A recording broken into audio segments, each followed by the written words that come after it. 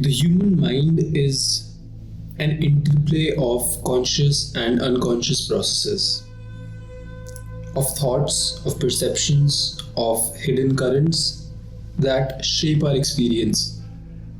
Carl Jung, in his profound explorations of the psyche, first told us about the unconscious as the realm that speaks through symbols, manifesting in dreams, in nightmares. Yet, beyond these symbolic whispers, there is a deeper invitation to reprogram our awareness and confront the illusion of a fixed self.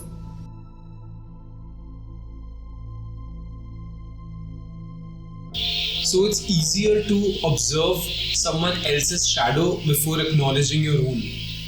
Let's talk about the map of psyche according to Carl Jung. The ego is our conscious or self-identity, who we consciously perceive ourselves to be. The persona is our social mask on top of it. Our persona is how we interact with the outside world before doing any sort of shadow work. It represents the basic roles that we play in everyday life. The unconscious is everything within us that's outside of our conscious awareness. The shadow is again everything about the personality that we are presently cut off from. The shadow can also be sometimes called as the disowned self. Let's also talk about anima and animus. The anima represents the feminine aspect of a man's psyche, while the animus represents the masculine aspect of a woman's psyche. When we are divorced from our dark side, we do things that we wouldn't do voluntarily and later regret it. If we even catch it, if we even recognize it, we feel anxious or depressed and we don't know why. We engage in self-sabotage or self-loathing. We say things that we wouldn't otherwise have said. We swing between inflation of ego and deflation of ego. When we don't know our shadow, we engage in a never-ending cycle of self-deception. And ultimately, we're in a psychic war with ourselves. Whatever qualities that we deny in ourselves, we see it in others. In psychoanalysis, this is called projection. We project onto others anything that we bury inside us. This process doesn't happen consciously. We aren't aware of our projections. The ego uses our projections to defend ourselves and to protect our perceived identity. Exploring our shadow can definitely lead us to greater authenticity, better internal strength, creativity, awakening, and finally accepting yourself the way you are. Shadow work is essentially important for everyone and anyone who wants to get on the journey of self-knowledge. Everything that we deny in ourselves, everything that we defend ourselves for, things that we perceive as inferior or evil or unacceptable, they inherently become a part of our shadow. The shadow self represents the part of us we no longer claim to be our own, including both inherent negative and positive qualities. So, whatever we disown goes directly into the shadow. It's our unconscious. Jung found a very critical insight about the psyche that comprised both of this conscious and unconscious material. This psychic material includes thoughts, feelings, images, attitudes, motivations, judgments, all of it.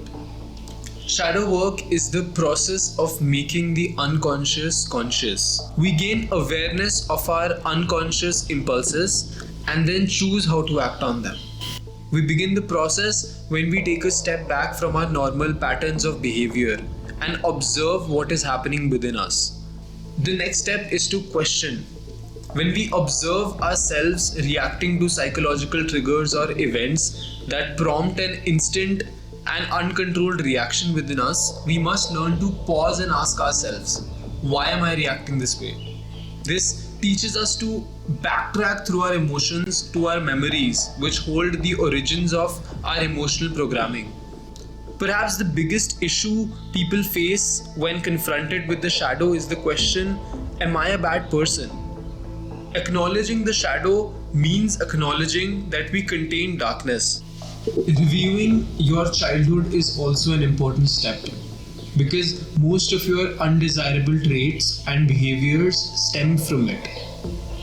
Even if this means that you have to admit some painful truths, to understand your childhood and how it shaped you, try to honestly answer the following questions. What were the general mental and emotional states in my home?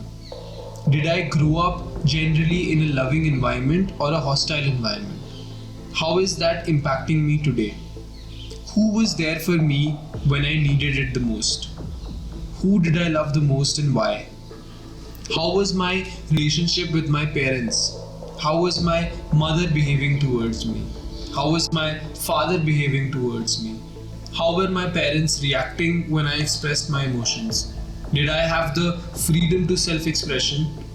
If not, how is that impacting me today? First, answering these questions myself, I was writing about 2 to 3 pages for each question. And I think that's absolutely normal. I think you should do it. I think you should write 6 pages for each question and then just tear it down. It doesn't have to be permanent. You don't have to take it to your parents. You don't have to get it checked from school. It can go. Once you are familiar with your shadow, its negative traits and the dysfunctional patterns, notice how it impacts your day-to-day life. You can do this by noticing every time you are about to have a negative reaction to something. Surprise yourself at the moment and notice what exactly triggers you. So if you're in a conflict, if you're in an argument, if you get raised up, stop and suddenly switch. Start noticing that, wait, this is a part of my shadow. This reminds me of a similar situation, perhaps from my childhood. Do I have a definite pattern of reacting or thinking this way? Does it impact my relationships in general? There's also an interesting idea about healing your inner child. A lot of our anxiety and traumas are because of unpleasant thoughts and emotion that happened during our childhood. Maybe not all of them, but the events that took place in the childhood have definitely had a huge impact on our entire personality. The persona, our anima, animus, the self, and the shadow. All of it has so much to do with your childhood. Inner child healing work is another form of therapy. This is essentially done by connecting to the past version of you, the version of you that you were as a child. Reparenting is based on the idea that the child that you once were still lives somewhere inside you, carrying all the emotions and thoughts that you had back then. And you're imprinting them into your present thoughts and behaviors in an unconscious manner. The purpose of reparenting your inner child is to connect to that past version of you and give yourself all the love, acceptance and support that you never received. This way, the dysfunctional patterns can be broken and then replaced with healthy ones.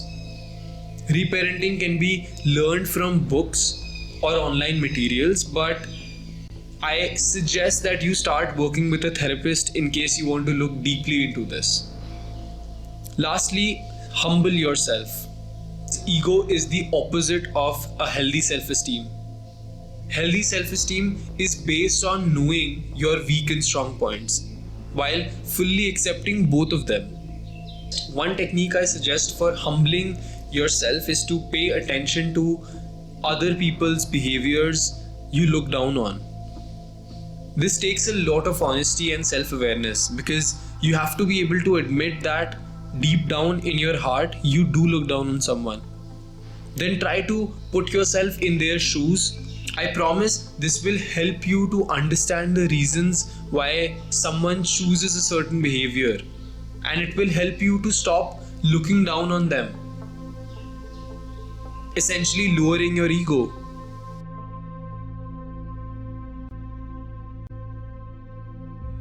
If you're hard on yourself when you make mistakes, it can be quite difficult to confront your shadow. If you're accustomed to feeling of shame or guilt, try to transmute these emotions with friendliness, self-acceptance, and self-compassion. Accept your humanness.